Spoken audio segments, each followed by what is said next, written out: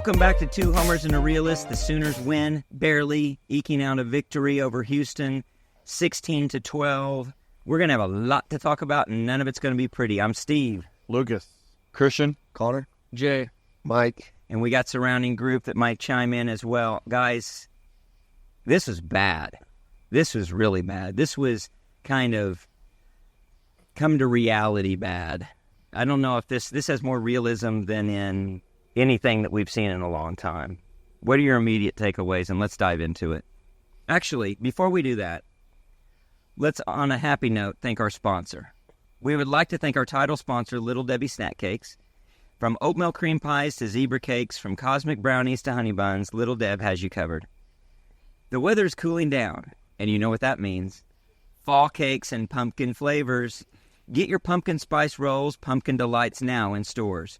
Whether you're celebrating another victory, even a small one, or finding comfort after a loss, Little Deb Snap Cakes has you covered. Thanks to our supporters at Little Deb. Little Debbie, sorry. All right, so as bad as that ad read by me was, thanks to Little Debbie, sorry for the butchering, it kind of was emblematic of things we saw tonight, which was just, I don't know. You just weren't on the same page, just like Jackson Arnold and his receivers. It seems like he threw bad balls, but also the receivers did him no favors by dropping it and maybe not even running the right routes. Yeah. There were times when he was looking for an out and they went in. There were times when he throws a deep ball and Burks just doesn't even bother trying to get in front of the defender, and the defender intercepts it. Nobody was on the same page. The offensive line looked terrible again. There's just nothing good you can say about anything except for the defense. Yeah, I mean, I don't remember an offensive performance that poor since the infamous Texas game in 2022. And someone made a good point. At least we could run the ball in that game to an extent. So it was, like you said, it's bad on all accounts on the offensive side of the ball. Again, defense carries the team. I think for as much as what they were on the field, very solid performance. You had one big bust that led to the touchdown, but after that, it was pretty solid and held them when we had to hold them. Offensively, it's a big concern right now. I mean, you can say everything you want around needing to fix things quickly and you got to turn things around, but we saw, in my opinion, regression from week 1 to week 2. Yeah, I'd agree. And that's going into your third game against a Tulane team who is physical, who looks like they can put up points to an extent, and who can seemingly play some defense. It's very concerning as we move forward. So, Jay, you had made a point earlier about just how bad Houston was, and when we came out and faced them, when we're talking about their defensive front that gave up an unconscionable amount of yards to UNLV. Almost 200 rushing yards. What did we get tonight? Does anybody know off the top of their head? Not a lot. 70-something? Yeah. 75. 75. Pathetic. That includes quarterback run. Talk about you had an order of where you thought things were amiss and all the things that were bad. Yeah, I'll just glaze past the defense. They played well enough, won us the game. They're not going to be able to do that the whole season, obviously. So get onto the offense like we're all talking. It's so bad, it's almost hard to really tell what the problem is. And unfortunately, it's all of it. And I would start off with, I still think it's the O-line 1 is the problem.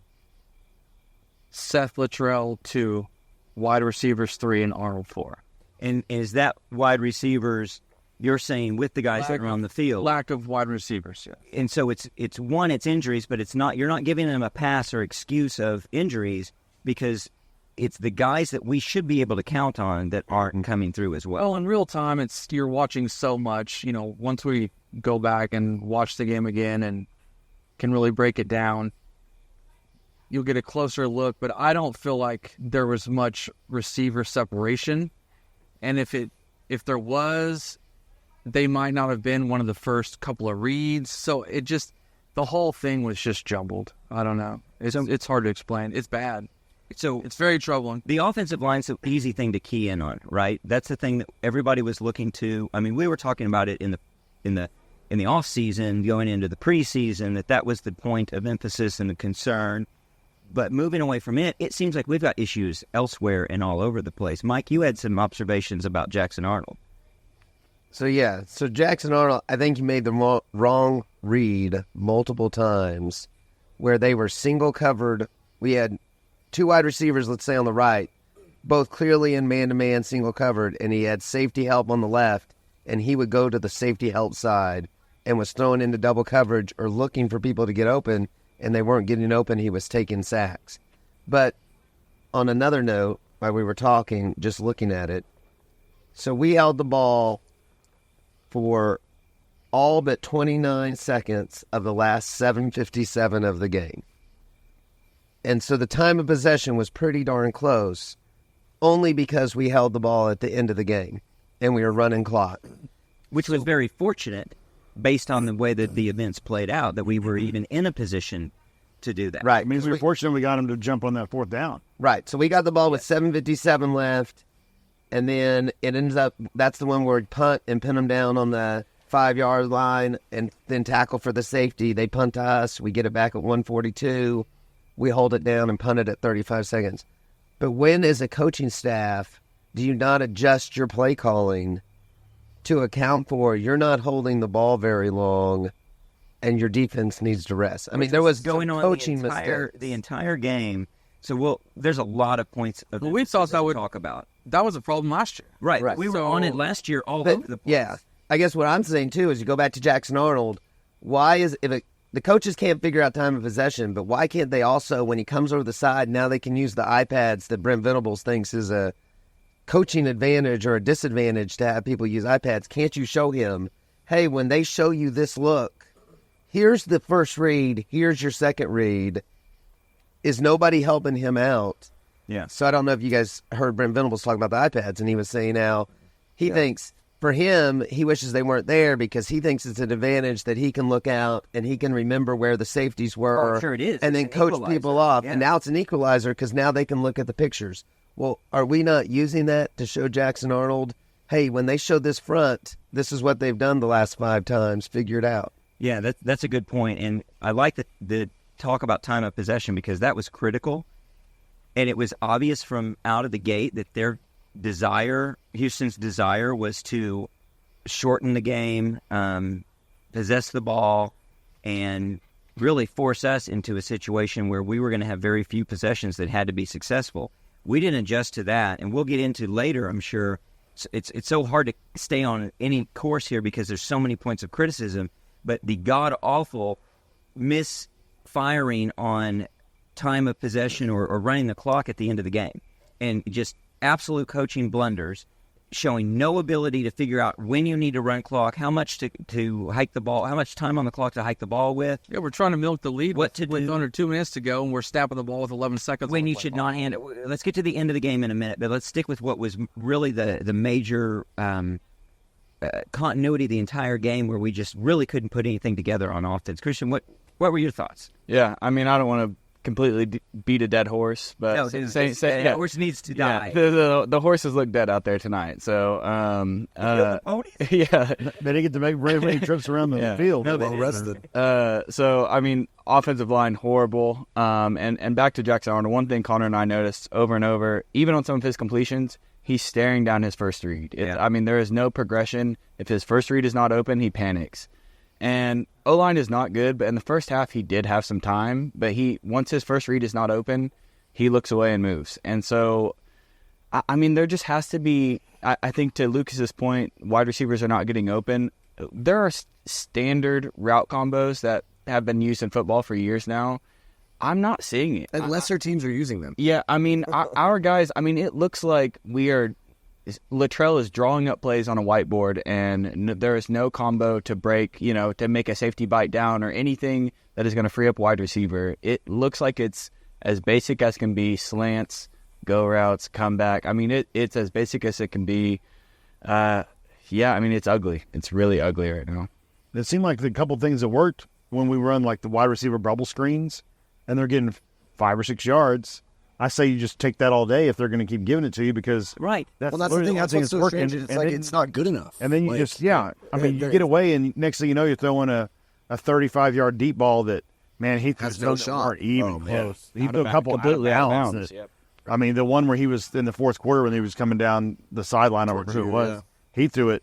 I mean, to the stands. Ideal shot. But And the it wide wasn't- receiver and it wasn't throwing it away. Even if he threw that on the money, the wide receiver was 2 inches from going out of bounds. Yeah. He wasn't going to And he's complete that covered. one. And cut. There was- And he did another one on y'all's sideline in the third quarter that was the same way, and I was like, why did he throw that ball? And he's missing the the open wide receiver. Yeah. And choosing a guy, and I mean, I don't know between him and Brendan Thompson on one in particular, who's making the mistake. I don't think Brendan Thompson's very good, so I'm going to give a little bit of grace to Jackson Arnold to say Brendan Thompson doesn't know what he's running. But there was one that sure seemed like a go route, and I don't know why you're not running a go route with him, and he threw it like it's a comeback over the shoulder or back shoulder route. Yeah. Yeah. Threw it on the complete wrong side of the He's field. not the guy you want to run that route with. No, it doesn't make sense. I was Yeah, happy he to has see some 3 swing steps passes. on this guy. We talked about that last time. When you see some running back swing passes, Barnes caught one early, got 8 yards on it. Right. And then we went back to it one other time the rest of the game for like 3 yards. Well, I don't know if we had a first down that turned into another first down tonight.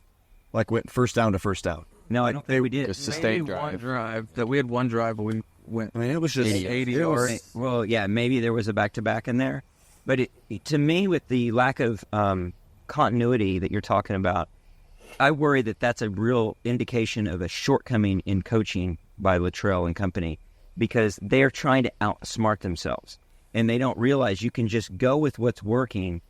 There's 2 facets to it. Are you trying to figure out a way to make sure that you get a lot of scrimmage, like practicing, let's work on this, let's work on that, which is right away a mistake because you're not in a position, you don't have the luxury of doing that in this game.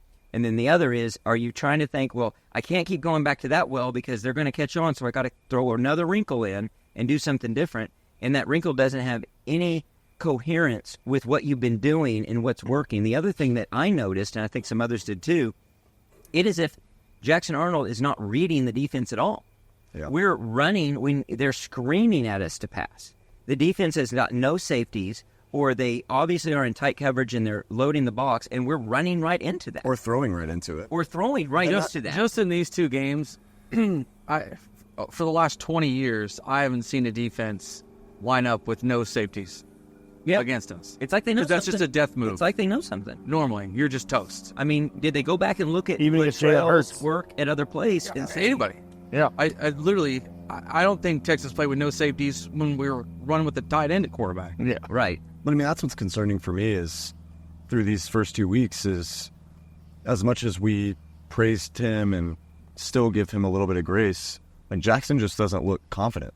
Like he doesn't look like he trusts himself. He doesn't look confident the way he looked confident last year. And that's it's that whole like now the limelight's on me and the pressure's on, I feel like type scenario where last year it's like I can sling it and I know there's not going to be a repercussion of getting benched because I am second string.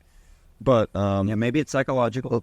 that's a big concern for me. Last week, the pass where he rolled to the right from about the 5 or 6 and threw the touchdown to Burks, that ball was tipped by the linebacker. Yeah, against a better defense, you probably get that intercepted. But I do think it goes back. I don't know how smart the coaches are. It's just like when we had the high-powered offenses. Your defense should be overly aggressive because all you have to do is create a couple more possessions for your team, and then you're good. Yeah. And now we have a really good defense. Our offense should be a little bit more open because, hey, if we go 3 and out one time, our defense can make up for that. But if we score a touchdown, then it's over for them. Right. But when Houston was clearly they were going to run the play clock down to double zeros every time, had to call timeout twice in the first half so they wouldn't get delay a game. That on offense, we didn't say we can't let them set back and do this because we got to score some points. Instead, we just kept on doing what we're doing. Our first time out, though, we called it because we were in a illegal formation. Number 19 on the coach's side was off the line, and we didn't have a tight end underneath him, and they had to call timeout. Like, how do you not have your guys lining up right in the second week of the season? Same thing where Bauer Sharp doesn't show up on special teams twice last week. Let's Right. pick up on that theme and talk about what I think is, you talk about coaches and the intelligence and what do they really know? So a few points here. It's getting to be a really serious issue. Two things in particular. One, knowing when and who is supposed to be out in special teams formation. And how many people should be out there. We line up in to receive a punt with 10 players we tried to at fool the end of that game. Yeah. The old trick You know what to do with the 11th player's not here. We really tried to fool them because they got to delay a game, and we said we'll make them think it was a timeout. So we'll take our whole team out there and huddle up, and then only send 10 players out to field the punt. Right, which is inviting penalty, which is my other of the 2 points, which is the undisciplinedness. Last week we saw it with crap like throwing a guy's shoe, Billy Bowman spiking a ball. Today we saw it with a guy stepping over somebody else, a guy ripping his helmet off. Josh Bates, again, I don't could have cost the game. It could have cost the game. Yeah. And I don't want to get into that last drive yet. I want to talk about that in a minute. But the discipline issue is really getting serious. You look at anything like just fielding a punt. We had 2 muff punts tonight.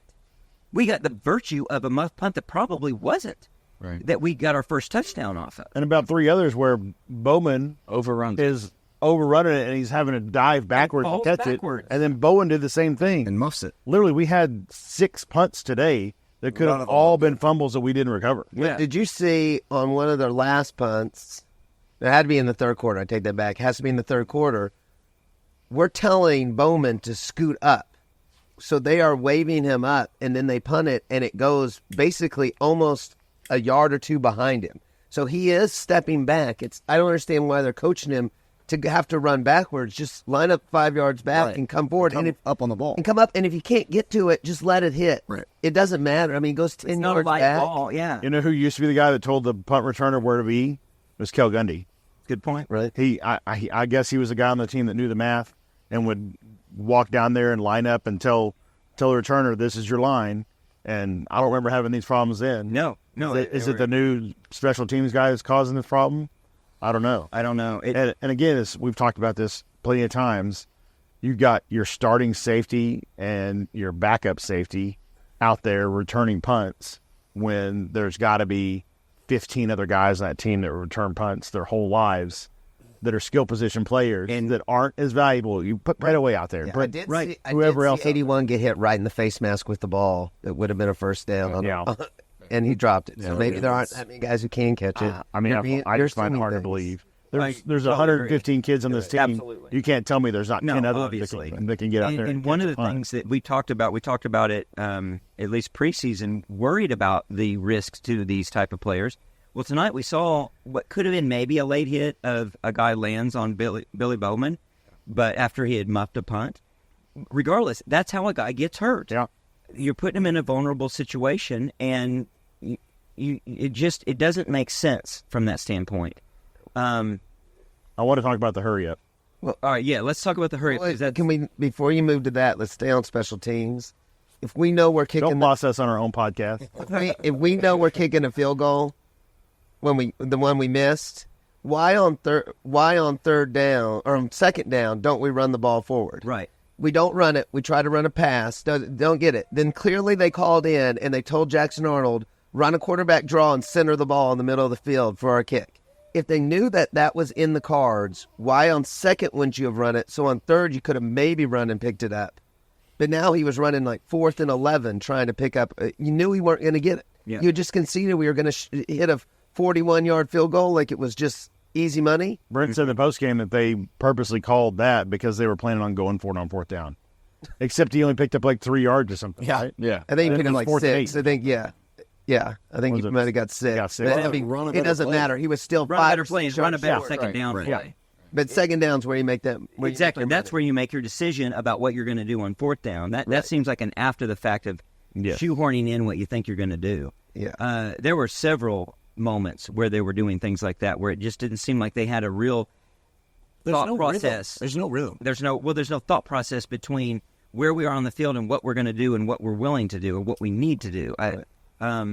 So what was the other? And then we're gonna the hurry up is where you guys want to go. But then the other one, sort of talking about that when it's 4th and 1 and you're up by 2, that Houston jumps off sides shows they're almost as poorly coached. you know we're not going to go for fourth down and leave them the ball in field goal range. We were on the 30. Right, we were on the 30. 27, They would have been yeah. in field goal range. You knew we weren't It was snapping 4th and 1. Right. So it was 4th and 1. Well, but and our running back moved. right, but you're not going to. Well, they did it earlier in the game when our whole defense is looking to the sideline. Right. And they snapped and It went was right up the smart. gut. I knew Yeah, they it were was going to do brilliant. it. Yeah. It was brilliant.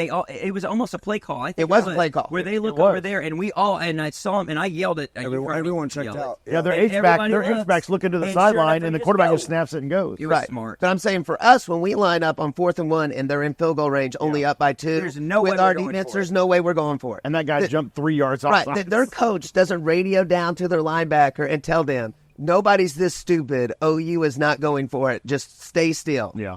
And they jump off sides. And even then, Jackson Arnold threw it to the wrong side. Brennan Thompson had single coverage. He threw it to the side that had the safety help. Those in and double got coverage. intercepted. Those in double coverage. And got intercepted.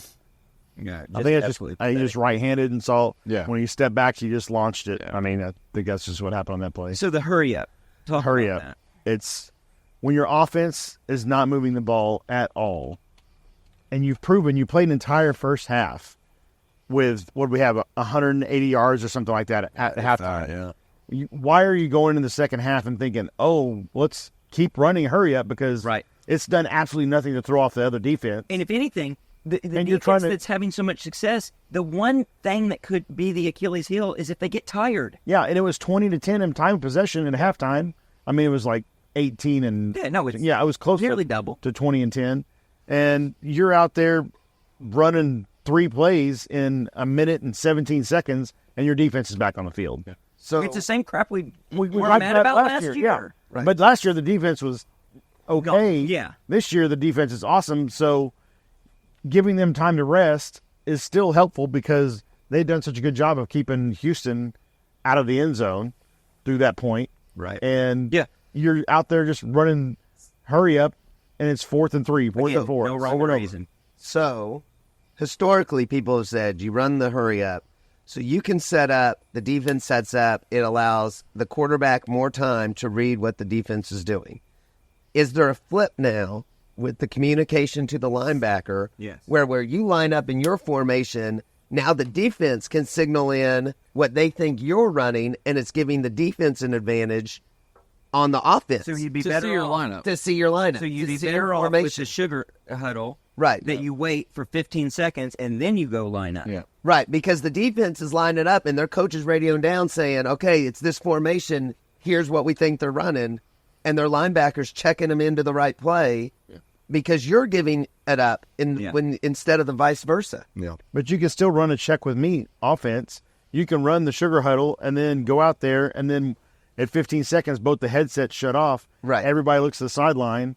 The Kevin Wilson era, the Lincoln Riley era, we had the check with me offense, and those have been the most prolific offenses in Well, college you football can do it history. both. You can do both. Yeah. You can huddle up, get the call, Yeah. and not going to get into the crowd noise, the band issue while we're on offense and making noise, but it's an issue. Jumbotron sound is so loud. He's shut up when we're on offense. Shut up. We are not SEC ready at any facet.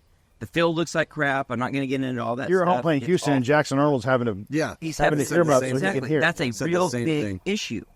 Yep. And that's the But I don't know when It's to key cheer, advantage. if they don't tell me if they when to don't cheer. yell at me when to cheer, I won't know how and when to cheer. And when we get first downs, when they let us know that. as Right, well, yeah. it's, Then you say boomer, and you talk very over confused. when the offense is running, and that's right. And the band plays the whole time, right? Yep. Yeah.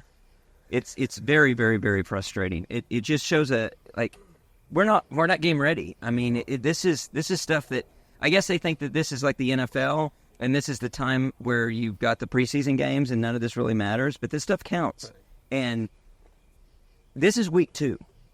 You can't look this sloppy in week 2 against a team this bad, and expect to have any success throughout the rest of the year.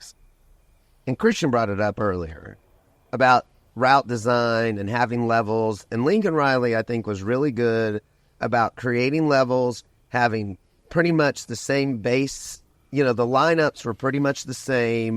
But you can do a lot out The of it. same motion. Right. Kevin Wilson did the same stuff where he had the same motion but different routes. And I think that was an advantage that they have, that we're trying to be too creative pre-snap instead of creative after the snap and putting people in tough situations. I think that's a really good point. I mean, you talk about the one, that Lincoln Riley used to run all the time where, the quarterback waves his arm behind his back and the running back goes into motion to that side, and we run a slant route plus the running back going out. With options. And if the linebacker takes the running back, he hits the slant, and if he stays back, he hits the running back. It's not rocket science to figure this out. Yeah. Why can't you run? We deserve an offensive coordinator who can do that kind of stuff. Yeah, there's no simple plays. There's no easy catches. Everything is contested. Yeah. Everything is either forced in there. That's a great or Arnold has to make a perfect throw. Yeah. I think the plays we succeeded on are, though, like the slant to Brennan Thompson. I think he checks off one receiver. He knows the backer staying. I have Brennan Thompson on one-on-one slant. Throws it the over-the-top ball to Bauer Sharp. Yes. Yeah. Was it Sharp or Roberts? Robert. It was Robert. So same thing. He ran late. He checks. Yeah, he's wide open. It's stuff like that where it's a simple route combo. You know who the open guy is going to be. I don't know if that's on Jackson that he's not able to see the full progression, and that's one of those things that as a fan you don't really know that if he's missing those reads. But I mean, it doesn't look easy. It should be, but we ran an inside handoff that if it was a read option, Jackson Arnold doesn't know how to run a read option because they had nobody on the backside. He would have run exactly what you're talking about, yeah. Hopefully it was an inside handoff call and he had no read there. We also definitely ran an RPO though, where the middle linebacker crashed and Burks was wide open over the top for a slant. And unless they told him hand it off, he should have been passing that ball because Burks had no safety help again. He would have just went straight up the middle and scored. Well, that gets to an issue you brought up, Jay. You said I'm done with the RPO. If you don't have an experienced quarterback, if Arnold's not reading it right, which it looks like he's not, then we just need to call run plays and call pass plays. Yeah. Period. Which I think he's stuck in the middle of learning how to decide what he needs to do. And they need to be able to recognize that and just call plays. Let's work on it this coming off season. Let's just tell him what to do now and utilize his talent. So that is interesting because if I'm going to take any type of an optimistic homer view on any of this, and we're running out of rope on all of these ideas, but you would say that they're scripting everything, they're telling him what to do, and they're working on it, and we backed our way into a game tonight where all of a sudden we're in a tight game that we didn't intend to, should not have been tight. Yeah, now you got to break scripts. And they are telling him, do this, do that. We did see a couple of things that were, knowing that we needed to get a first down and throwing it to the tight end right there at the end, that was very important. And that was very creative. But that was about the only creative thing we saw. Right. And when you're at half, you're up 14-6. It's too late to decide you're going to be doing. If you're doing this, I'm going to work to the left. I don't care if they're loading the left. I'm going to run. I don't care if they're loading the box. It's too late. You're in too tight of a game. You're going to have to go to what can work. And we didn't see them go to stuff that was easy that we know can work. So that's really troubling. And I worry that they're not just trying to work on things with the luxury of knowing we can just, if we want to dial it up, we can dial it up. I don't know if they can dial it up. I mean, how many times do you watch other games where if a quarterback's struggling, they're like, okay, let's start getting them onto the outside, right? Let's get them boot over here. Right. And you've got like you got like someone doing a drag and someone doing a corner and someone's doing a button. Again, it's all these open field. It's like and it's all these lesser teams who are doing it. Yeah, but It's lesser teams with less talent who can seemingly figure this crap out, and we're not latching onto it. Like Luttrell seems like he just doesn't want to do any of it. I don't know when the tip pass when Jackson Arnold rolled right and threw it to Bauer Sharp, but it got tipped down. Right. Again, 81's wide out there. It's single coverage. There's no safety help. That Jackson Arnold doesn't audible out of the play that's going to clearly he's not be checking covered. out of anything.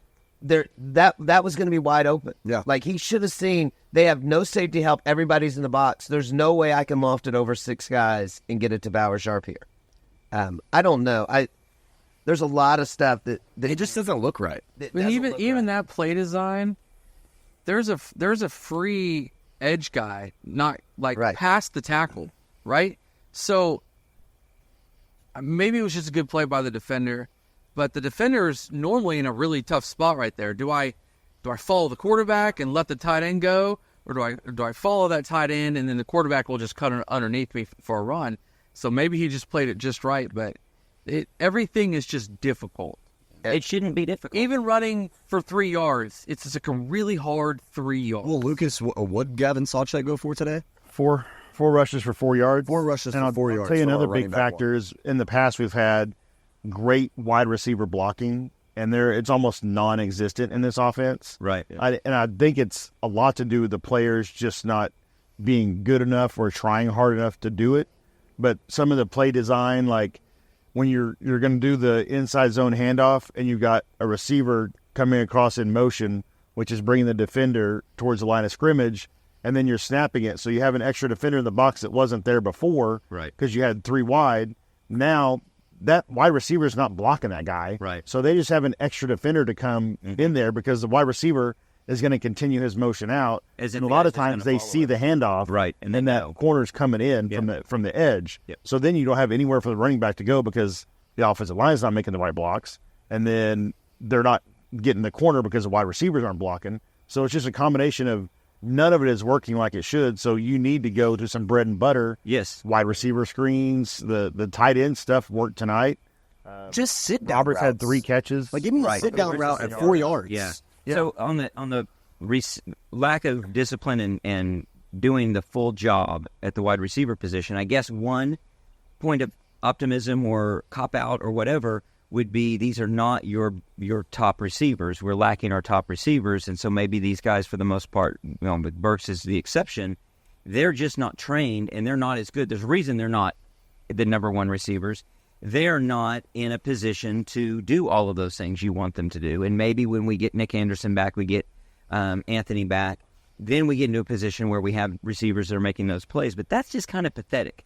Well, If they don't know how to get it, and at least put the effort if in. you're paper to thin get at that there. level, like Come on. if you're like sitting there like crap, we need Anthony and Anderson back because they're the only ones who know how to do their job. and Farouk's gone too. And Farouk's gone. we talked about that being outside of like linebacker. That being the deepest position on the field was wide But receiver. it's deep in raw talent. now it's not. Not deep in true talent or on the field effective. No. That's 3 starters. It is deep before you lose Gibson with Nick Anderson not playing and then Farouk out. But so when we And talked Anthony about not that, playing, that's true. Yeah, it is deep. Well, we're not saying Wealthy it's still deep. was We're saying it Yeah. was deep, and so you should be able to still be effective. A but couple. it's apparently they're but not. But we're down 4. All right. There's not a No, lot I of teams agree. that can be down 4. Well, I love your homer take. I agree. No, how about a seriously, double tight end set? You're down 4 out of your One 5 guy's stars. blocking and one guy goes out for passes. Honestly, For sure. no You one, don't know which no one it can is. honestly withstand that. But even with To a those, high level. even But with those they're not guys doing the in, basic job. even if those guys are in there, like I don't know if we see much of a difference with what we've just Well, they talked sure about with as hell- Jackson. Oh, I and don't know. I won't go that far. And I don't I'm think you super see. I don't pessimistic. think you see a drastic difference. If you have a healthy Anthony, a Nick Anderson, a Farouk, and a Burks, we still have guys out there who can get behind the defense that are not those guys. I don't think our guys can get over them for shit. I'm not even talking about getting behind the defense. I just want them to run a nice in route. I don't think they're. and, I don't think and they're, get they 2 can. steps on a guy to make the pass. The easy. route tree right now is literally just straight lines. Yeah. Well, that also could be a factor of not just the talent, but the experience. So a lot of these guys didn't get the reps, and so they aren't knowing and seeing and doing the things they're supposed to do to make the right cut, to make the right read themselves. They may be a little lost. And so we may be a lot thinner at receiver than we realize and about to get stronger with Nick Anderson's apparent supposed return and whoever else is in Anthony's return. Was Anthony even out there tonight? No, I don't think he it's don't all. play at all. See him out there. It's somewhat same song, second verse though. Last year we go in and we think, well, the one offensive position we don't have to worry about is running back. No, it's And now running back was an issue. And this year we're going in thinking, oh, it's wide receiver. I mean, I don't know. And going back to the blocking, a motion that we ran a lot with Drake Stoops was he came in from the slot, would run all the way to the quarterback, and then go back out the same way. Yeah. Sometimes we would throw it to him, but sometimes we would run it right behind him, and we're allowing him to get 10 yards of run before he hits the linebacker. And so you made up for some size by just motioning him into the block. Yeah. We don't do any of that with our wide receivers of putting them in a position where they can make a block. Yeah, even the motions that we're running don't make a whole lot of sense. Right. Yeah, I mean, to go back to the run game and some of this wide receiver blocking issues, you kind of talked to it. We have 2 tight ends that are supposedly good enough to start. I mean, I know we do not do anything besides zone run, but at some point, do we not get different looks where we're looking at getting Barnes downhill, maybe going pistol, maybe going under center? I know that's not typically Pistol, what's that? runner. Yeah. But doing something where Barnes is obviously, and Solchuk as well, just struggling to find holes. I know the line is not good, but go with a power set. We don't do it. Instead, we run motions, we run all this fancy stuff, and we don't just run power football. And we don't have a fullback. If you're better You than need to convert one of those tight ends. I that's feel not like going out on for any passes. given Or a play, linebacker that wears number 7. on any given said it. play, though, I feel like one of the 5 offensive linemen blows it. are blowing. Yeah. Yeah. So, like there's maybe a handful of plays where all 5 seem to be on the same page and do what they're supposed to do. But there was so bad. Yeah, but there was a run tonight from Barnes. There was actually a very nice hole wide open, and Barnes had a full speed. And this backside defensive end just caught him for no gain. It just blew through the line somewhere. So Barnes had a good run against Temple where he made the nose tackle miss in the backfield, then he took it around outside. To the left, yeah. But if you watch that play, the center, he kind of chips the nose tackle, and then he's going to double team on the side, the run side, and the guard's supposed to shift down and catch him, and the guard was late getting the shift in. And to be a homer, you might be thinking, our coaches are seeing stuff like that, and they're saying, hey, we just got to run it like a scrimmage because I got to teach these guys how to actually work as a unit because they don't know when to pass the block off. Yeah. So I want to talk about defense and give them some praise. I definitely want to come back to the end of the game and both praise for the defense and some extreme criticism for our offense and our coaching staff. But before we do that, we have to thank our longtime sponsor, Tobacco Exchange. So 3 great locations throughout the metro area, Moore, Oklahoma City, and Edmond. Great selection, great staff. They always help us out. What are we smoking tonight, Lucas? Tonight we've got some Oliva Master Blends 3. It's been probably 3 or 4 years since I've had one, and I'm loving it right now. It's great. It's good. Great. It's a great smoke, and they've got a special going on. We've got a special on Olivas right now. If you buy a box, they're going to give you a leather cigar case and an 8-count sampler pack at the Moore location. Yeah, it's a great deal. I was in there today. Knowledgeable staff as always. Yeah, they've got some good premium smokes in there right now too. So stop in and get some. Great prices. Yeah, that's a great package they've got going on right now. Definitely something to take advantage of. Well, one thing that we took advantage of, and I was calling for it very, very strongly at the end of the game when we were in a tight position because it's the last 2 minutes of the game.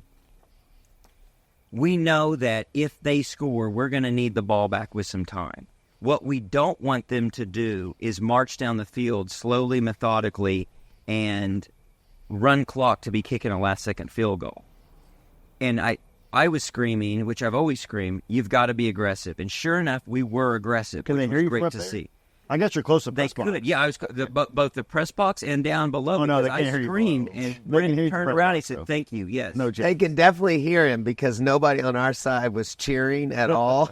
Yeah. And half of There them wasn't were anything gone. to cheer half for. of them were gone, like with the We'll get to third that. quarter. We'll get to There was that. nothing to cheer for. Well, cheer or make noise. We will get to that for sure. But I was very pleased to see that we took a very aggressive stance, that we went out and knew it's make or break, that if we can get a big stop, game over or should be game over. If not, let them score so we have a chance on offense. And so we did. Sure enough, we got a sack. It was a sack, right?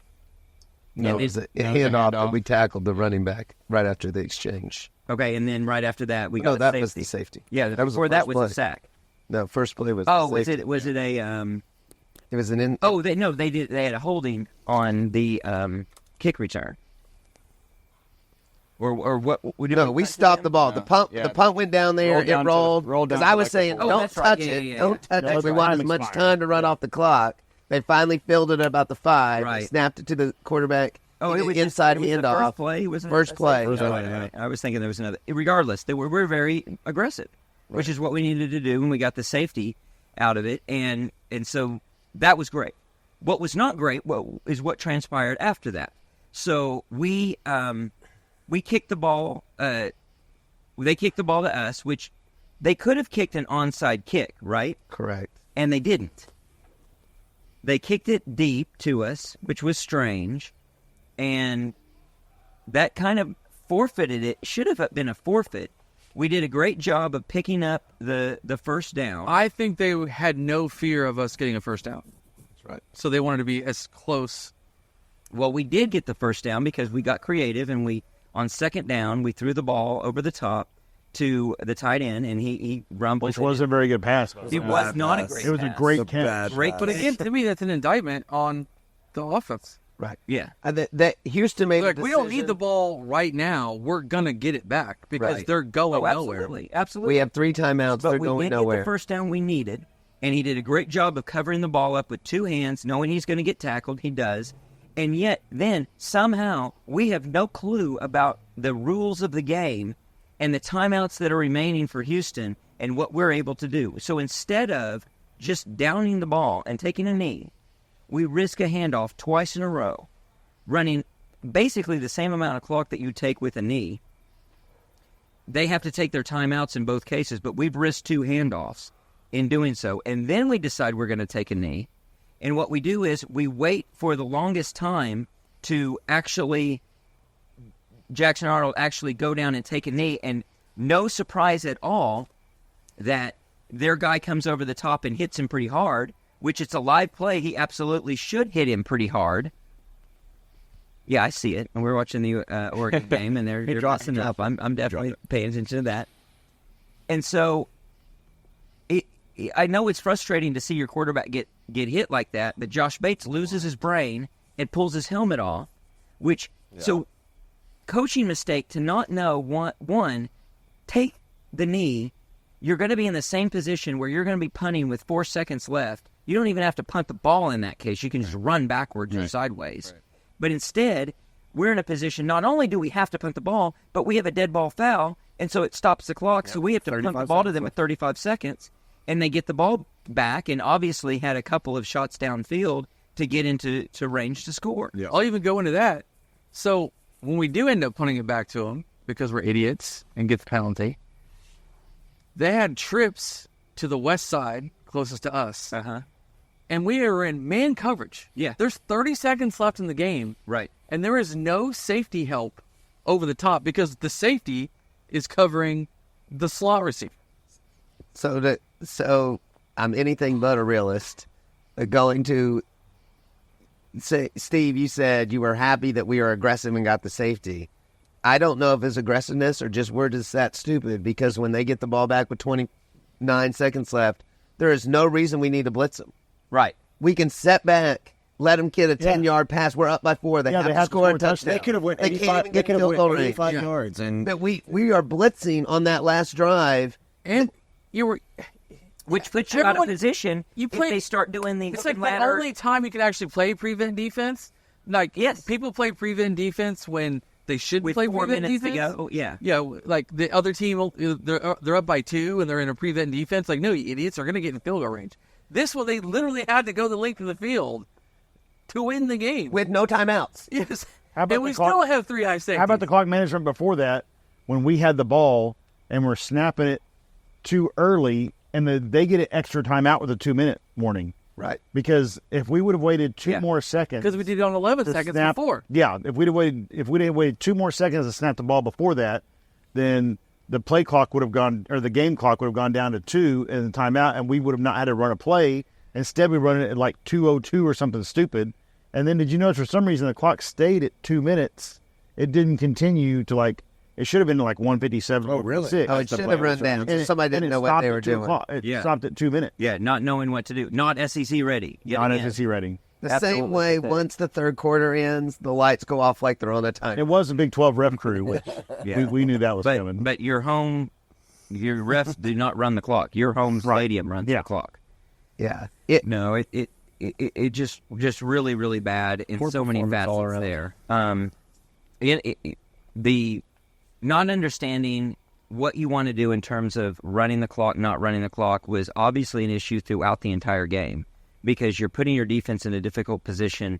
You're burning up your time. You're running very quickly and not using clock to give them a chance to rest. And then at the end of the game, you're not using clock to milk the fact that you have a lead, and you want to minimize their opportunities if they do indeed and did get the ball back. I think it's I always say I can't let 18 to 22-year-olds dictate my happiness. I don't know if I can let these coaches dictate my happiness either, but Where they are multi-millionaire coaches that I don't understand. who get paid this amount of money to do this job, they should be better than this. They're not dictating my happiness. They're actually dictating my frustration and depression. Well, but when they talk about, we script this many plays to start the game because we're going to line up in this formation and we want to see what they're doing, I don't know if they fully comprehend. You don't get that many possessions during a game to begin with. So if you're 3rd and 1 and you're running the same play you'd be running if it was 3rd and 10, then you have a problem with what you're doing in your game management. Yeah. But then late in the game, I think it's to hide somewhat incompetence because late in the game, when it's middle of the 3rd quarter, your offensive coordinator should be thinking about how the game's playing out and what plays you might need to run or where you need to have the ball to win the game. Right. And you're not thinking about that when you are up by 8 points and you're not thinking about we need to extend this lead because they're one fluky play, one fall down receiver, one block punt from tying this game. You're not doing your job. Taking the lead in that case. Right. But I'm saying when they were down by 8 points. Right. You know, it's kind of like when TCU scored and Stephen Parker knocked that ball and everybody cheered. Oh, we stopped their 2-point conversion that would have tied. Like, no, we shouldn't have been in that situation. Right. You can't be too happy about that at all. That Woody Washington doesn't get the interception, which good call or bad call, that you're one call away then scoring on that drive and having a 2-point conversion. They scored the next play. Right. Yeah. And you should never be in that criticality of one mistake is going to cost you the game. Yeah. We glossed over a huge mistake by the ref in the first quarter. Our punt. The lucky punt return didn't touch it. Thank you for bringing that up. It bounced. A bigger point. The camera angle they had, you could clearly see he didn't touch it. I don't know how that didn't get overturned, but that gives us the ball right down there and we score. Well, I think there was not conclusive evidence to overturn it. Yeah. Had there been better camera angles? Yeah, they had to roll with what they called on the field. I mean, they had a camera angle that was 10 feet away, it looked like. But it wasn't clear that it didn't touch his finger. The ball didn't look like it changed its rotation. Yeah. And I think they were going to go to that. But I also don't know how they gave us the safety because it clearly looks like the ball is outside the end zone. And any part has to be outside the end zone. It's not the whole ball has to be outside the end zone, I don't think. I don't know. If it's any part of the ball that touches the end zone, it's in. No, I think just this much of the ball has to be out of the end zone. And so I don't know how that wasn't a safety because it clearly looked like we hit him. Only thing was the ball's in his right hand, and he turns his back right before the hit happens. Right. But we were fortunate on two reviews that didn't go against us that could have easily gone against us. Well, and that was 9 points, and we win by 4. Right. Yeah, and it covered up an offense that was struggling early that we might have been down in that game. But the pass interference call was it was atrocious. They were both pushing each other. Oh, he looked back from 3, and he caught it one arm because the receiver had his right arm.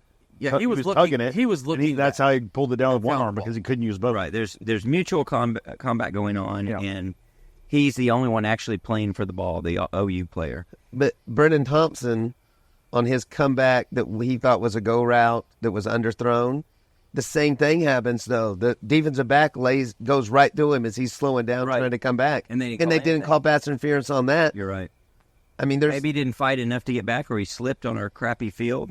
I don't know what it was, but any interesting. Where he threw it over the defender. No, he threw it. There was one where there was a pass that was on the west sideline, and he was running this way, and there was a defender short and then defender behind, and he shouldn't have thrown the pass because he barely got it over the front defender, and then it hit our guy, or the defender hit our receiver before the ball got there, and they didn't call that. So that's a jumped different over his one. back. That's where he goes over Burks' back, which they called the possession same. before on us. Yep. When Bowman went over the back, they called pass interference because they didn't do that. Was Exact same play. the exact same thing.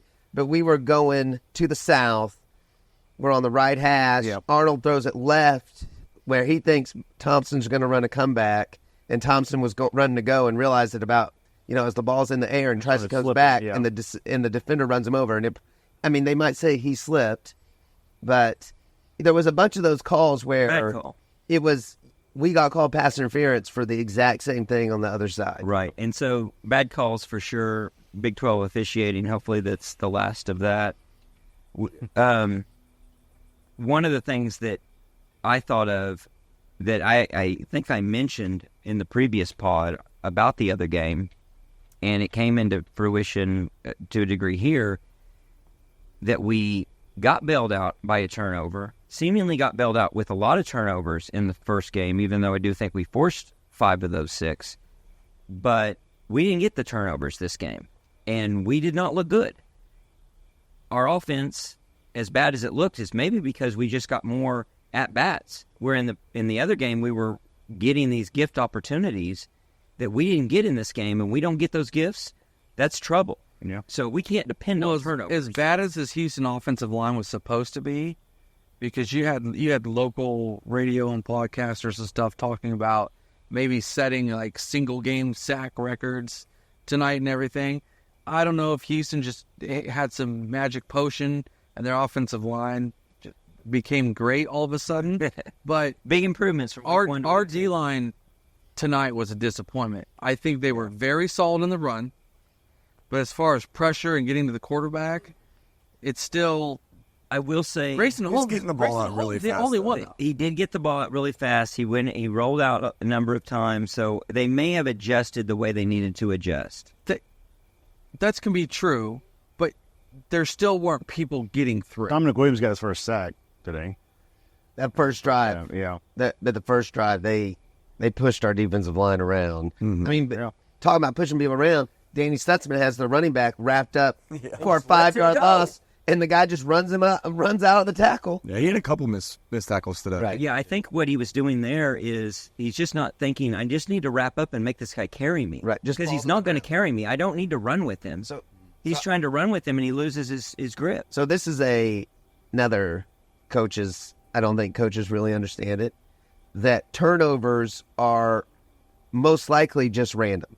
Right. They're not. You don't create turnovers. You don't hold people up and rip the ball out. That's not what Steve said last week. But there is. Well, that was the rarity. I'm on your side. Last week we we ripped some out. Right, but I'm saying the more you try to rip them out, the more you give up big plays. How many times do you see people try to stand somebody up and wait for somebody to rip it out, and the guy breaks free and goes for 10 more yards? You got to have solid tackling. You got to have solid tackling. First thing is you have to drop somebody to the ground. When Danny Stutzman wraps up the running back, just fall to the ground and take him down with you. Don't try to stand him up and drive him back for another 6 yards. When he gets forward progress, you're not going to rip the ball out. He's not going to fumble.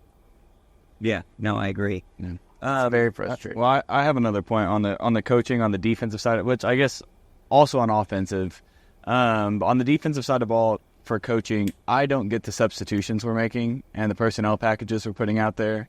Why is Danny not out there 87% of the time? I mean, he was out there 65 maybe. I mean, he's supposed to be your star guy on defense, and you kept running different linebacker packages out there.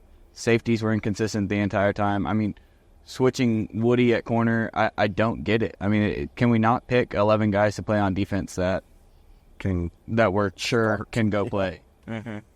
Unless as a homer you're saying, hey, we're running it like scrimmages, and we're seeing who the people can play the technique we want them to play. On a 2-point game or not. Yeah, I think I would complain about it more if the defense looked bad, but everyone played well, so I'm happy with it. But at the same time, it's just worrisome. It's a little scary when you don't have 11 firm guys that you're confident in. But how many times in seasons before where the offense is subbed and we haven't subbed on defense? But tonight, every time the offense subbed, we subbed in a new defensive line. It was like it was scripted. We're going to take the time to sub in our defensive line. Yep. It seemed like it was too contrived with the substitutions. I don't know. Yeah, I question a lot of that. I question on some of the positioning and coaching.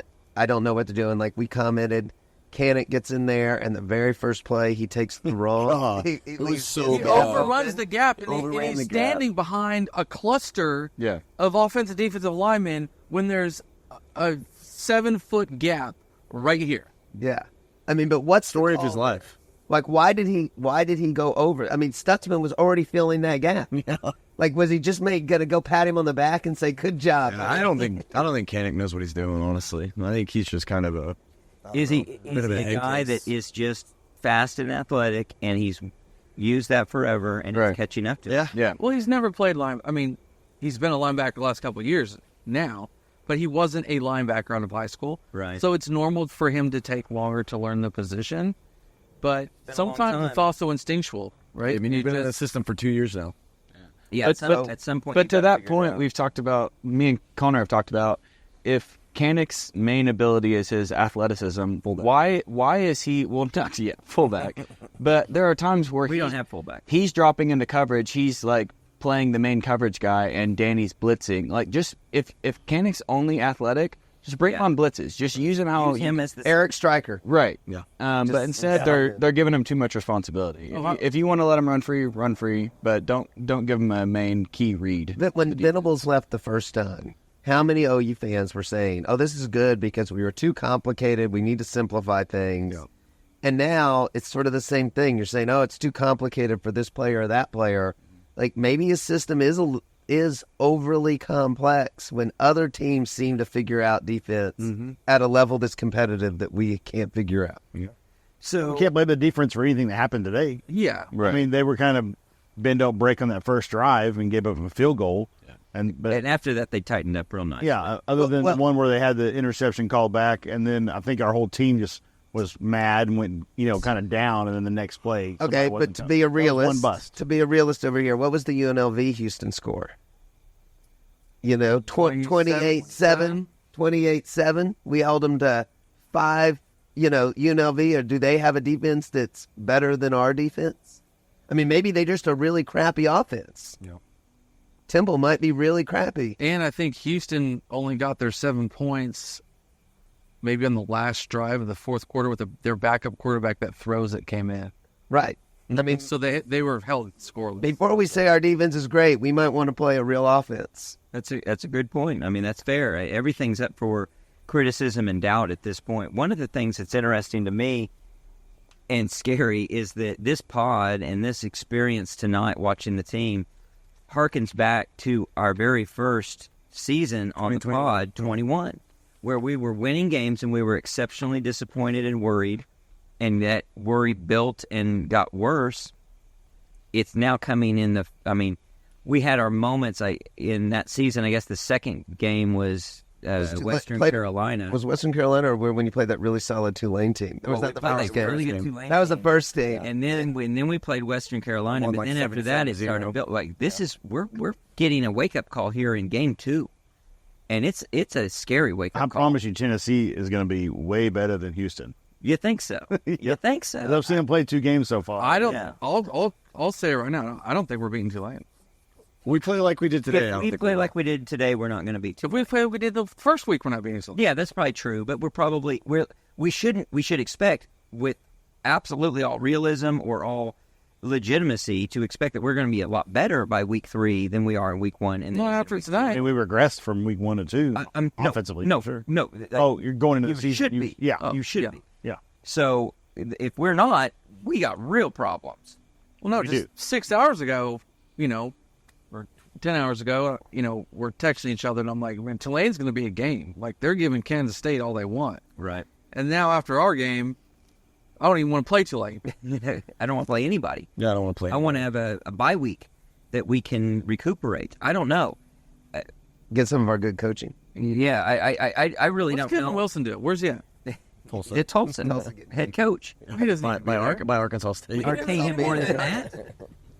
So, I don't know. It's I don't want to just completely write the team off, but But it's hard after seeing what we saw tonight to not just be exceptionally pessimistic about what our options are. Yep. If we were to go around the room and talk about what we expect our record to be, there's no way we expect that record to be anywhere close to the optimistic takes that we've had. It's going to be hard to. I mean, you're not going to see, with what we've seen in 2 games, you're not going to see 8 wins. No. You're not going to sniff 8 wins. You're not going to see 4. You play like you did tonight. 4 total. Other than the fact Maine. that some of these Maine teams Maine are real won. good. So we just What's got to that- get South what's Carolina? that Other game? Yeah. Auburn Auburn that doesn't just look smashed good. Kentucky Auburn's today. bad. Auburn's bad. Auburn lost to Cal today. Okay, but look at South Carolina last week to this week. I mean, obviously teams can improve, so maybe we do improve.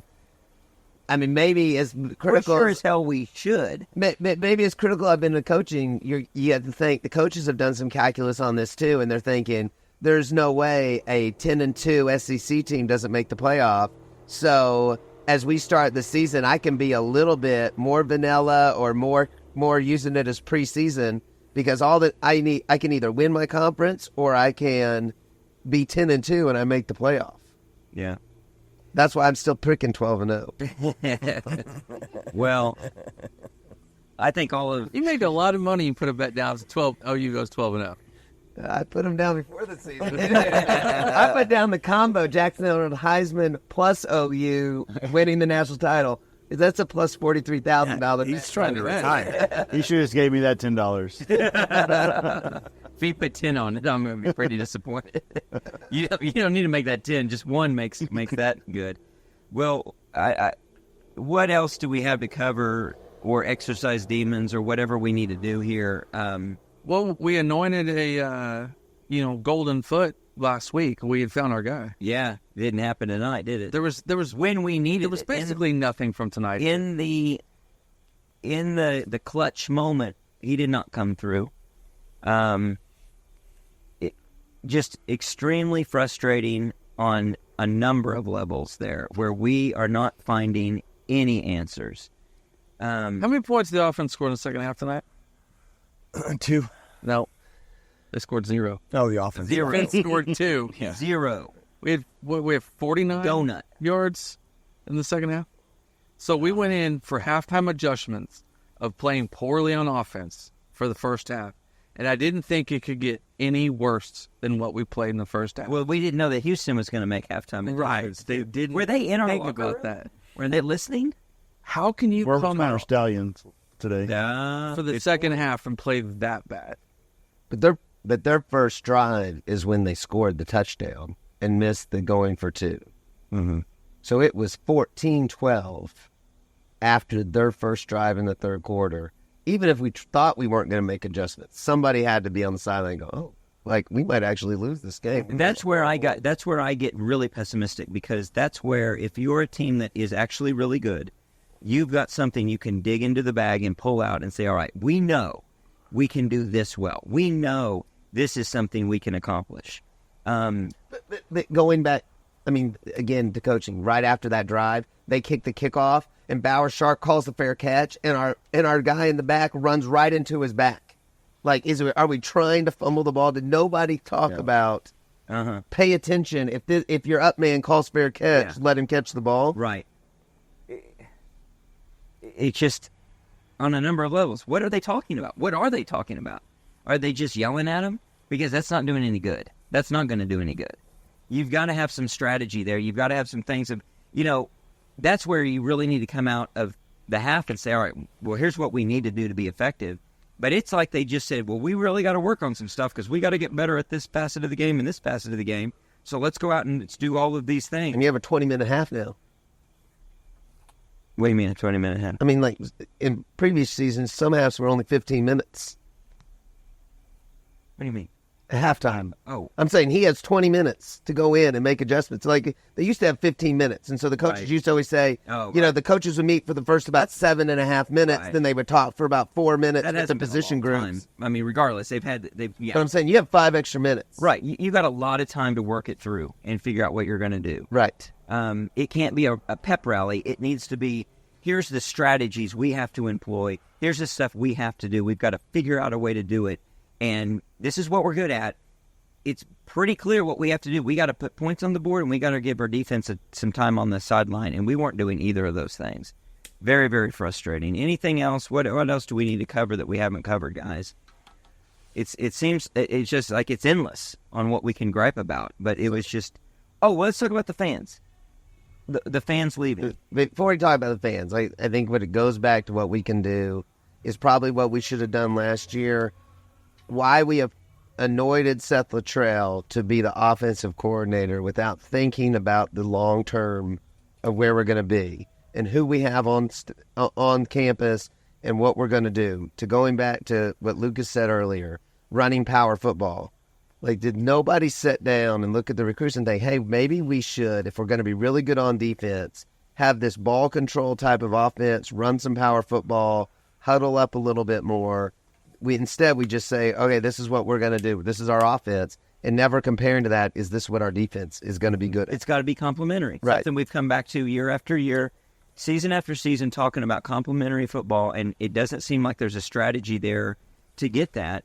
One of the things that worries me is that we've anointed a guy who is one of the inside crew, rather than think about who is strategically, we're Oklahoma.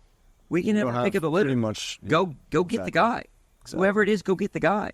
And is this another Chuck Long situation where we've just appointed a guy who's an insider and everyone likes, not thinking, well, he may not be the answer. But we wanted him based on the people that he'd been under and worked around before, because he's worked under Mike Stoops. Yeah. I mean, he was under Leach, Leach, Mangino. Right. Then he went to, where do you go, to Arizona for Mike Stoops? He went to North Texas. Did he go back to Texas Tech? Yeah, he went to Texas Tech for a longer time than Leach. I mean, then he ran the offense at North Texas and turned them from a 2-win program to a perennial bowl team. Obviously lower conference, but you still have to make the offenses work with the same type of players you're playing against. So we were talking about when Brent Venables got hired, I said on that pod, I didn't want Jeff Lebby. I said, what's Seth Luttrell doing now? Right. And sure enough, he had been fired from North Texas. So I was looking for him 2 years ago. So I was excited when Lebby leaves and Luttrell gets bumped up, because nationwide search-wise, I mean, we don't know who's out there. I mean, they do.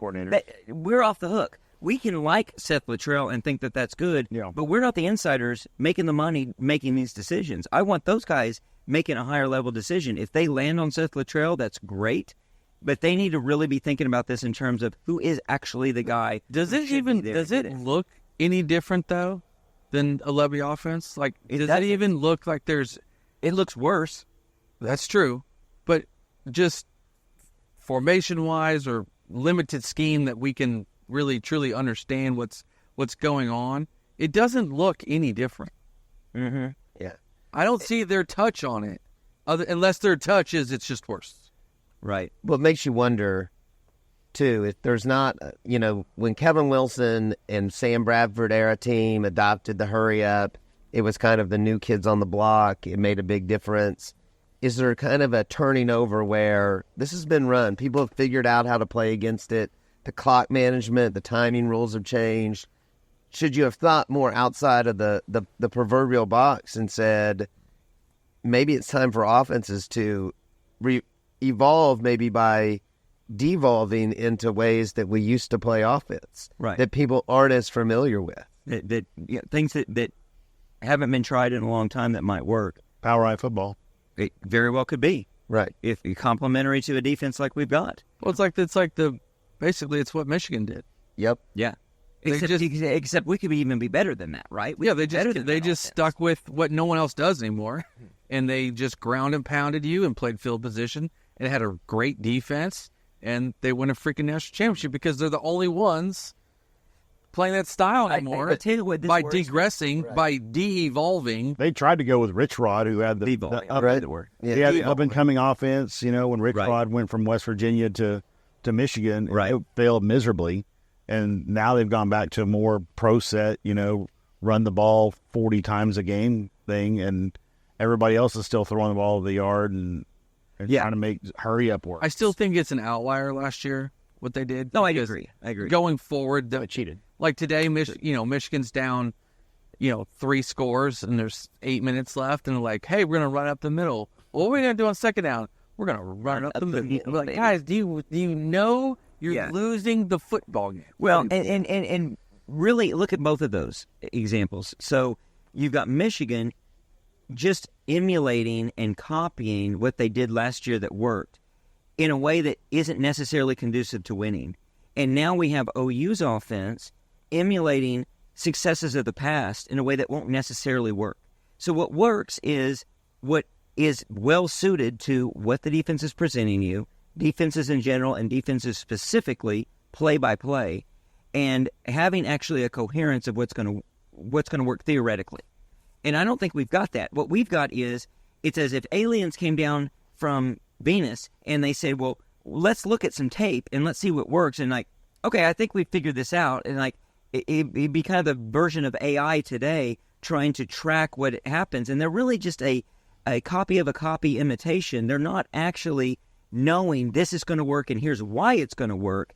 We're just going to employ the things that look and feel and kind of smell like something that worked in the past. But is it too...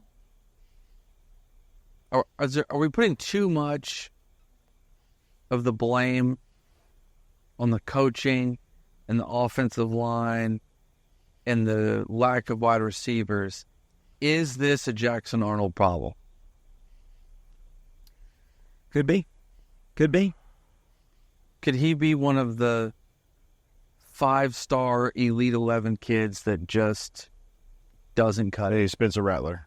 Is he a Brock Vandegrift? Yeah, a Spencer Rattler. Could be. The kid that went to USC and went to Boise and couldn't even win this backup job.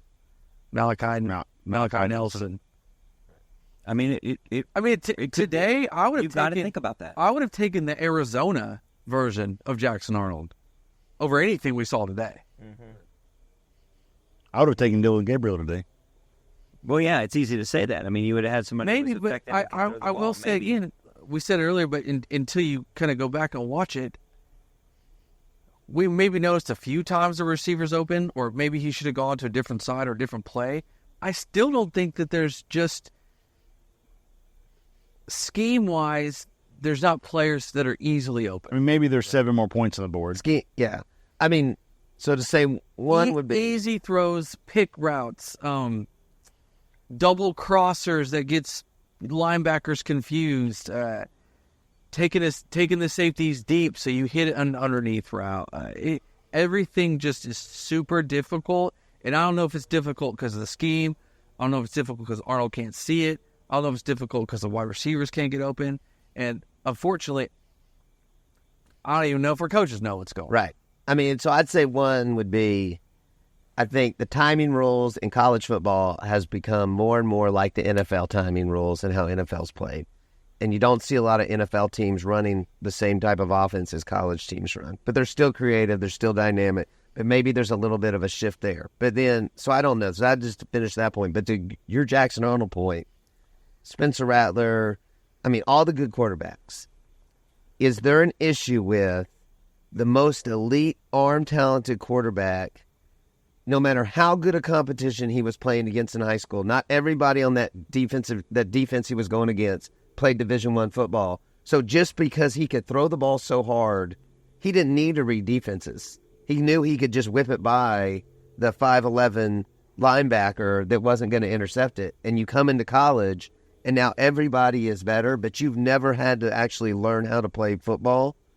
And so you can't, your athletic ability no longer is superior. Maybe he never read defenses. That's what I'm saying. I mean, he never had to read defense in high school. It didn't Geyer. But I'm saying when he dropped back to pass, like Dylan Gabriel, as much criticism as you give him, you knew he was making it done. He was getting it done from an early age by reading defenses and figuring out pre-snap who was open, because he couldn't just rely on he had a cannon for an arm and he could hit the guy. I mean, it's an open question. I mean, can he read defenses is a really big question at this point. It's obviously a really big question. So one of the things that kind of occurs to me right now, and it's silly that it's just now occurring to me, but when you think back to the Lincoln Riley successes and the great offenses that we had then, And if you look at our defense today and where our defense is and how good it is, you have to start thinking, wait a second, we shouldn't be working on things. We shouldn't be just okay. We should be real damn good. We shouldn't be in a position where vanilla is one thing if you're actually hiding stuff and holding it back. Really crappy is another. And we just appear to be really crappy. Like we don't know what we're doing. Not like we can do it and we're holding back. Like we can't do it. We can't get it done. Maybe that's injuries on offensive line, injuries at receiver, working with younger guys, all of that may be. But it's real hard to believe that at this point here in game 2, that no, we're just not very good on offense, period. And we're not going to get good on offense in any way that's going to have us where we want to be in terms of this season. So now going sort of back to what you wanted to talk about, the fans leaving. Is some of this, though, a situation where... It's a fan's fault. I knew it. I knew he'd blame us. But you're trying to put a product on this field that fans want to see. And so your schemes, what you're doing, how you're running it, what you're recruiting is the same thing that you have by the guy telling us when to cheer, is you're trying to put something that's exciting. Because it is a 14-12 game, and droves of people are walking out of the stadium. Well, I mean, they paid before that. They did. I don't think they care. I think they want to win football games. Or do they want to be at the coaching level, maybe administration level? I don't know. Right. I don't go to the games to be entertained by some incredible offense. If we won that game 21-7 and the offense just looked serviceable for 2/3 of that game, we're still upset we didn't score more points, but we're not like we are now where it was just a complete disaster. I mean, it's like a dumpster fire out there. Right, but I'm saying you're a fan who you value. You're paying your ticket price because you want to win a national title. But true. I wouldn't have bought the season's tickets. Well, you can't choose when you get your tickets because eventually there might be a wait list. But not at this rate. Yeah, not at this rate. But if you're somebody who paid $150 a ticket to come to this game, and you're doing it because you want to have an enjoyable Saturday, do you want to sit through a 21-6? So are you saying they're making a mistake by not catering to the fans' desires, or are you saying they are trying to cater to the fans' desires and that's a mistake? That's what I'm saying. I does it play into the calculus of the administration and the coaching to say what product do we want to put on the field to keep fans engaged and happy? It should, but not in the way that's so direct. And I think they would deny that anything like that is happening. I think they're thinking fans want us to win, and we're going to put ourselves in the best position to win. Because if they wanted something that was exciting to fans, they would be sacrificing their ability to be ultimately competitive throughout the season to put an exciting product on the field in games 1 and game 2 that would have scored a bunch of points tonight, and yay points, but people would have not realized that, hey, yay points, we did really good, but we're not actually getting better. We're going to only be this good because we're not working on things. I think it's worse than all of that. I think they are not thinking about what it's going to take to be competitive at football. They think this is what's going to be competitive at football. It's not exciting. Kind of a criticism we've had at basketball. It's like, we want you to win, but if you win, it's okay if you're boring. In like Sampson's teams were a big criticism here. But you damn sure better win if you're boring. If you're exciting, that's great. I don't want to be exciting and not win. So I like Billy Tubbs was a combination of both. His basketball was winning and it was exciting. I want exciting football that wins. I expect them to be working towards winning. I don't think they're working towards winning, though, at this point. And they're damn sure not working towards exciting. I think it's because you could tell just how out of sync it is, right? If you had successful run plays, but you didn't convert a 3rd and 3, but you took some time off the clock and you moved it 40 yards and then you punted and you're letting your defense do its thing, yeah, people can get behind that. But I think when you can tell it's just discombobulated and it's just not working, I mean, Iowa filled up every game at their home stadium last What do year. you Have you been to Iowa? and Have you nothing been to going on Iowa? in Iowa. Well, you got nothing going on here either, I promise. Oh, it's just been I had to fly to New York to go to Pearl Jam shows because they're not here. Well, can we all go? I mean, for God's sake. Well, so I'm of two minds as far as the fans leaving. It's easy for me to look around and say, with criticism, what are you doing? Your team is in a dogfight. You should stick around for this. I mean, it was, on that level, it's pathetic. It's like you're taking a lot for granted. You're walking out on your team. You got people walking out. I mean, they were early in the third quarter, halftime walking out. It's like, now. Perfect weather, too. It's perfect weather. 14-6, and there was a group of 8 people in front of me. You will not just left. You'll be lucky in the next Why two even go to seasons the game? to get a game this good in terms of weather. I know it's a little late. It's not that late. Come on, let's be honest. So it's easy to criticize from all that, and especially you're walking out on our team.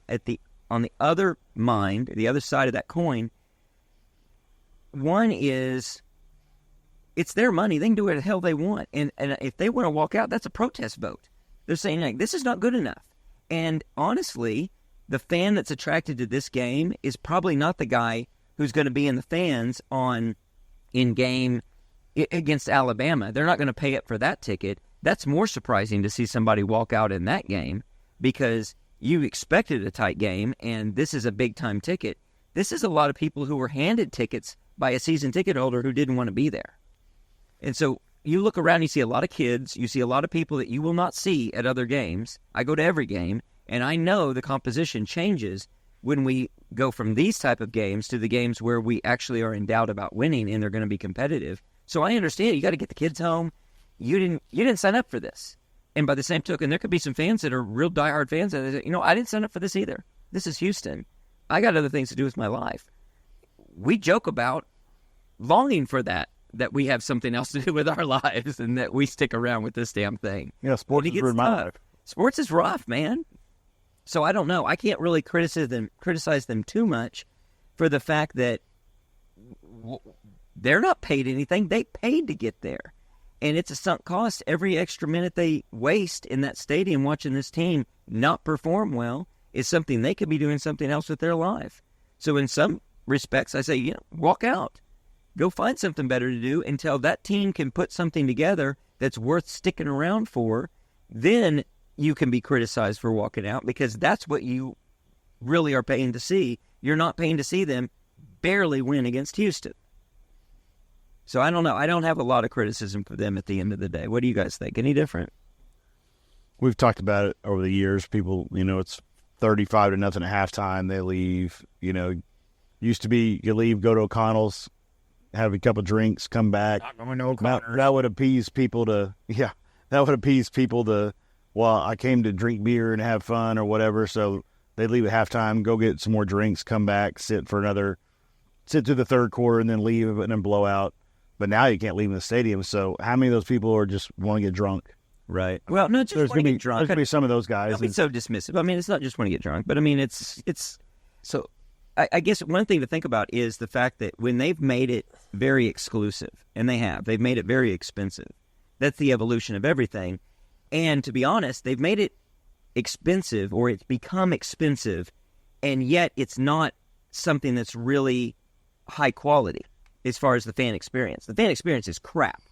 The stadium is a joke. The concession's a joke. My seat broke tonight. My seat, a chairback seat, it broke tonight. Finally broke, and not overweight. Now, I hear what you're saying. It was the arm. It was the arm of the chair. I was sitting on it. No, they haven't made it nice enough, and yet they've made it real expensive. Well, if you're going to make it real expensive, who's going to come? People that can pay that amount of money. People that can pay that amount of money have a high cost of their time, and they got better things that they can do with their life. If you want to fill the stands with people that are going to come, you've got to either make it a great experience and really reward them by everything super comfortable, or you're going to get the club crowd who doesn't mind not being out there and watching it. They're going to be back in the room drinking a beer or having a cocktail, watching it on TV when it's going on live right outside that window, and they're not going to have the same experience. So you kind of you make the bed you lie. But you I think Lucas, you lie in the bed you made. But I think Lucas might, indirectly is probably right as well. about getting wrong getting drunk is the sense of you go down to get a concession, no matter what you want, water, popcorn. The line is 350 people long, and they're running out of everything. They were running out of popcorn before kickoff even happened. Kickoff. They ran out of popcorn. Kickoff happened. They ran out of complained. She went down for halftime and said, Pizza Hut's out of pizza. Right. How does that happen? How does that happen? But you say like, well, beer is this expensive. And you're sitting in the stands and you're thinking, well, I've already invested X number of dollars getting into the stadium and I'm watching a crappy product on the field. I'm not going to waste another amount of dollars on beer when I can just leave and go back to my tailgate. Go watch it in the bar. Go watch in the bar and I can drink my cheap beer that I bought there. Or better beer. Better beer. In a better cheaper environment. and better. Yeah, and watch other games that are interesting. Yeah, including said here. So maybe that is a defense of it. The concessions, the west side upper deck, before halftime, about 5 minutes before halftime, went out there. There was 3 or 4 lines that were 400 people deep, waiting to go, and they're moving literally probably one customer every 10 minutes to get the glacial. I mean, it was so slow. Who cares about those people in the Upper West? Anyway? Right, but nobody apparently. When I won it, it was it's so funny. I mean, there's 2 funny things. One is it's on the board menu items. It says nachos with cheese. I don't know if there is such thing as nachos without cheese. Those are just chips. And then it also had this concession stand is staffed by an all caps awesome crew. Which I don't know if they know what awesome means. Because I go up there and I say, before the game, I want a popcorn. And she's like, we're out of popcorn. I'm like, well, I do think you have about 4 bags over on that side. And she, oh yeah, I guess we have a couple left. But you're running out before. I don't know what you're doing. It's everything. I go to use the restroom, and I'm waiting in this line of guys. They're waiting to get in the restroom. And to avoid a fight that I know would happen, I wait in that line just so when I finally can get in the door, I can dart to the middle because I know those urinals are all going to be open. And my criticism isn't the dumb fans who don't know all those are open. It's the poor design in the entire place that they won't correct to show people, hey, you could be back in the stands rooting for the team, not standing in this line if you just were aware of the fact that there's actually there's unused things waiting to be used that you want to use right now and get the hell out of here. Nobody's going into the restroom to be in the restroom. They want to get out. It just, all of it is. It's not Penn State. So, yeah, exactly. It's just so frustrating. The only thing that is better this year on the west side upper deck is they used to have, the lemon chills and the other carts that were just occupying space. They were just occupying space. And so you were everybody had single file and that was all you get through. You could at least spread out a little more. But when you have the line of people waiting to order that is wrapping like a snake into a circle, it makes no sense. None of it makes sense, and it goes back to they can't be surprised when they have low demand, when they have low attendance, when people walk out in perfect weather, when the product on the field is that bad and the experience is that difficult. So talking about experience, and I'm not on the pod a lot, so we had a lot to talk about. But in the student section. Back in the day, the seats were numbered. Let's say in every other section, the seats went 1 to 28. Right. The student section used to go 1 to like 33. Right. So they knew the students didn't sit down, so the seats were closer together so they could sell more student tickets. When they have reshifted the student section, did they go renumber those seats? I don't think they did. So you talk about the fan experience. There's people sitting on the other side, on the east side of the stadium, really cramped in there. And those are sitting on the stairs too. Well, I mean, right. Yeah. To get off on that because I'm saying people leaving, right, already cramped in. Not there. just that. There's students that had to come early and camp out for those seats and sit in the sun. Even if it's a perfect day like today, it's still hot sitting in that sun. And it's a bad experience. And so I don't really begrudge people too much for walking out. I do look up, and this is another factor of when you've created a situation that caters to a group of people that want it a certain way, you can't be surprised by what is the result. If you look up at that upper east deck where those people can go back below and get into that big club area, that big, it's not a real exclusive club, but it's a club lounge area where they can be. First Bank. It's like all vacant. There's nobody in those seats up there. And the reason nobody's in those seats is because they can be down below and they're watching the game on the TV and they're sitting at a table. They're not rooting for the team and they're not making any noise. So you have an 85,000 seat stadium that's not that loud at a time when, unfortunately, we needed it to be loud tonight, but it's not going to be loud because they're inside a room watching the game rather than out in the crowd. Well, you've created this situation where you've got this. So what do you expect? But going back, Can you be surprised? Can you be surprised? Can you be surprised when you have the speaker system turned up as loud as it can go? You have them yelling at you every 5 seconds. You're supposed to say, oh, and these people are going to say you. Get on board. Like, maybe it's a bad experience because people just don't want to sit there and be yelled at I don't want to get yelled at during the timeout. I equated it to one of those 90s, an episode in the 1990s of the TV show Scared Straight. It was like I'd gone to prison and they're yelling at me. I was like, what am I doing wrong? I don't know. Why is this man mad at me? I don't know what I'm doing wrong, but it's awful. And he's yelling at me at every time out. It's just, it's grating. And then it doesn't flow well. They're trying to squeeze too much in. It's funny. It's like a microcosm or just another analogy to how bad the team looks in terms of not being prepared for this season. Nothing in the game day experience is there. Nothing in the game day experience is SEC ready, if you will. And we still do it. Huh? We still do it. And we always will. And we always will. Yep. And we do. But there's not that many diehards. And they don't deserve, and they're going to lose more and more of it. That's what's difficult. There's a lot of alternatives. I find it just everybody should just put some little Debbies in their pocket when they go to leave. Right. When they leave the house, just put some little Debbies in your pocket. Right. Go into the game and just snack on that because you can't get it because it'd be a great snack to have. I mean, you could have. I mean, now we're getting into the season of the pumpkin spice stuff. Yep. You're gonna have Christmas trees soon. Hey, don't say that. Don't say those words yet. Oh, sorry. You're gonna have. I mean, you could always an oatmeal cream pie. That'll I mean, fit right in your pocket. I tell you, It'll be a warm trick. by the time you're ready to eat it. So people would say, well, if it gets in my pocket, it'll get all warm and it'll get all mushed together. That's a feature, not a bug, baby. Yep. Oh, yeah. You just open that up and pour it into your mouth. It's so good. And you'll forget about the fact that this team can't score on offense to save their life. Yep. You'll just have, and you Grin ear to ear. and you don't have to cheer because you got all that in So your you're mouth. eating your feelings and breaking your chairs. It's right. It may be 60-40 on this chair problem, but it's still honestly it's a problem in the stadium. The game day experience is a huge problem. You drove down from Kansas to Drove down from Kansas to experience this, and it's funny. almost from Missouri. 'Cause I was telling the one child who came with me as we were talking about it. He was, asking about, was it always like this? And I'm like, well, I remember it being better. But some of that could just be, I sat through a really crappy 90s where a family would not leave even when it was extremely cold. And you used to go to the bathroom to warm up when they had the heater there. Literally true. You would go there to feel your fingers, but you went there and then when we were good, it was like, well, it's worth it to pay that price. But now, I don't know if it is worth it to pay that price.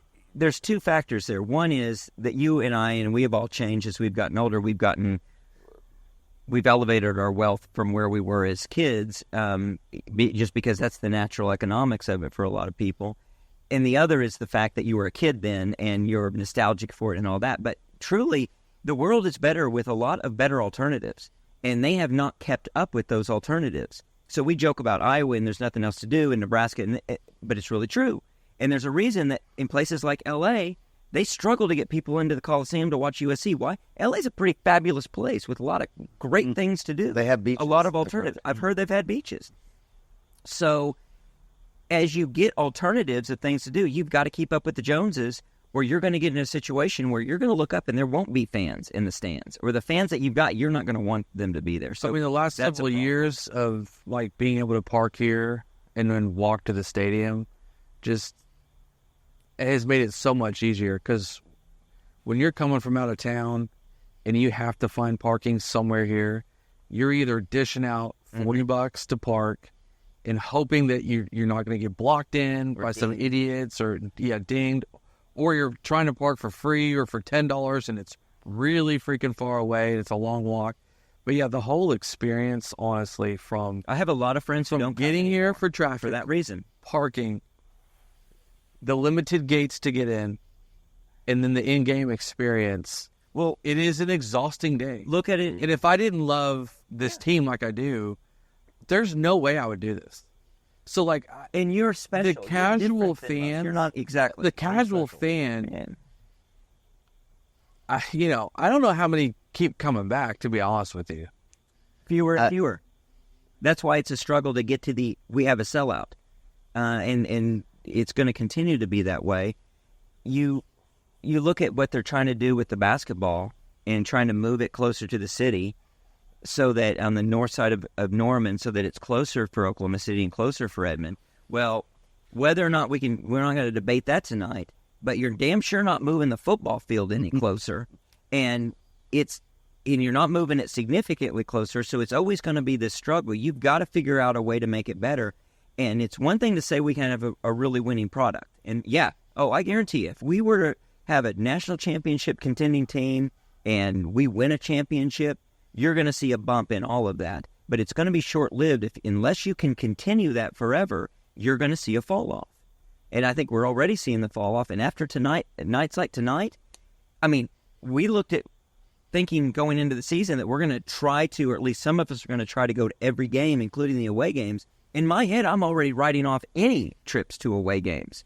And they're going to have to prove in the next couple of weeks that it's worth my time, or I'm going to sell my Auburn tickets and I'm going to cancel that hotel reservation and save my weekend and pretend I'm a real human being that has alternatives in the fall.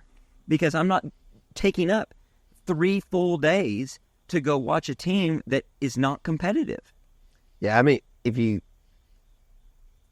go no further than what Jay mentioned, the gate experience and getting into that gate and the lines they have. It's not like you woke up this morning and said, how many people do you think we're going to have? Like 20 people come? And somebody's like, no, we're going to have 80,000. It's like, oh, well, I guess we need to put another couple. What do you think? That's 4 more gates? Like that you can't figure that out beforehand to get people in.